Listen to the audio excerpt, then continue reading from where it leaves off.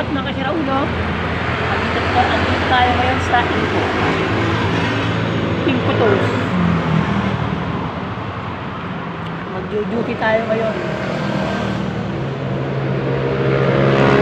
Sa mga nag-follow sa akin, tip na makikita ko, salamat. Happy New Year sa inyo lahat. Yung mga ano natin dyan, New Year's resolution, sana matupad. Pero mukhang malabo matupad. Kasi ano yan, kung baga sana kwentong barbero lang yan. New Year's resolution, kung natupad yan. Ako nga, yung New Year's resolution ko, dati pa. Hindi na mag-iinom. Pero, 2 araw makalipas, laklak na naman. Kaya hindi natutupad talaga. Sa bagay, nasa tao lang naman yan. Kaya nga lang, kung meron kang mga kaibigan na mahal ka, yayain kang inom, no choice, sama ka. Diba? Again, Happy New Year sa inyo lahat.